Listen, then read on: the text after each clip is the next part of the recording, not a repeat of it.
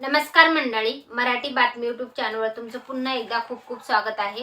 दिल्ली विधानसभा निवडणुकीसाठी जो आहे तर तो मतदान घेण्यात आलं होतं 5 फेब्रुवारी 2025 रोजी।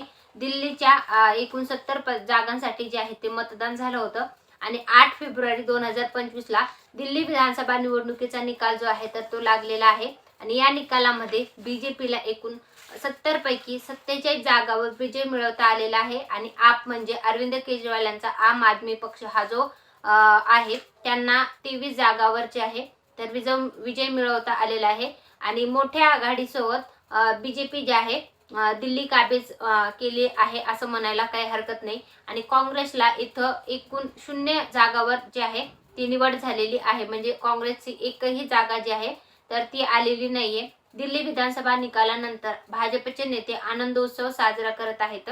तब्बल 27 वर्षांनंतर दिल्लीत भाजपाचा मुख्यमंत्री कोण असेल याकडे सगळ्यांचं लक्ष लागलेलं आहे। 1993 नंतर जी दिल्ली विधानसभा जी स्थापन झाली होती त्यानंतर आतापर्यंत बीजेपीचे जे आहेत सुषमा स्वराज ह्या एकच नेत्या ज्या आहेत महिला मुख्यमंत्री म्हणून तिथं निवडून आल्या होत्या।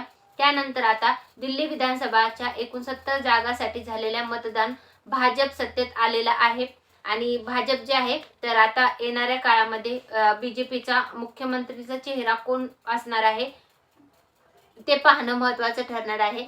आता दिल्लीत भाजपाचा कोणता चेहरा मुख्यमंत्री पदासाठी असेल त्यासोबतच सलग 12 वर्षे दिल्लीत आम आदमी पक्षाची सत्ता होती। म्हणजे अरविंद केजरीवाल यांचे आतापर्यंत जे आहे तर मुख्यमंत्री होते, परंतु या वर्षीची जी निकाल आहे तर ते बीजेपीच्या बाजूने लागलेले आहेत। या वर्षी जे आहेत महिला साठी ज्या घोषणा करण्यात आल्या होत्या प्रचार सभेद्वारे तर बीजेपीने महिलांना महिन्याला मासिक 2,500 रुपये देण्याची घोषणा केली होती। यासोबतच जे बजेट सादर केलं होतं तर त्याच्यामध्ये 12 लाखापर्यंत जे आहे उत्पन्नावर 0% कर जे आहे तर तो लावण्यात आला होता आणि दिल्लीमधली 65% जनता जी आहे तर ती मध्यमवर्गीय असल्या कारणाने मध्यमवर्गीयांनी बीजेपीला साथ दिल्याचं सांगण्यात येत आहे। यासोबतच बीजेपीचा जो अजेंडा होता मुख्यमंत्री पदासाठी जे विधानसभेच्या निकालामध्ये त्यांनी भरपूर साऱ्या सभा घेतल्या होत्या। यासोबतच आम आदमी पक्षाचे ज्या टक्का घसरला होता किंवा त्यांचं जे लोकांकडचा कल कमी झाला होता त्याचा फायदा आता बीजेपीला करता आलेला आहे।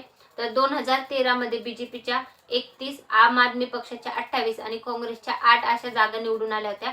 2015 मध्ये बीजेपीला फक्त 3च जागावर समाधान मानावं लागलं होतं आणि आप जे आहे सर्वाधिक जागा म्हणजे 67 जागा जे आहेत ते निवडून आलं होतं आणि काँग्रेसला 0 जागावर निवडून येता आलं होतं 2015 ला। त्यानंतर 2020 मध्ये बीजेपीला 8 जागावर समाधान मानावं लागलं होतं आणि आपला भरघोस मतदान होऊन 63 जागावर जे आहे आपची निवड झाली होती आणि काँग्रेसला 2020 मध्ये ही 0 जागावर जे आहे तर ते विजय मिळवता आला होता। 2025 लाही बीजेपीला 47 तर आपला 23 आणि काँग्रेसला 0 जागावर विजय मिळाला आहे।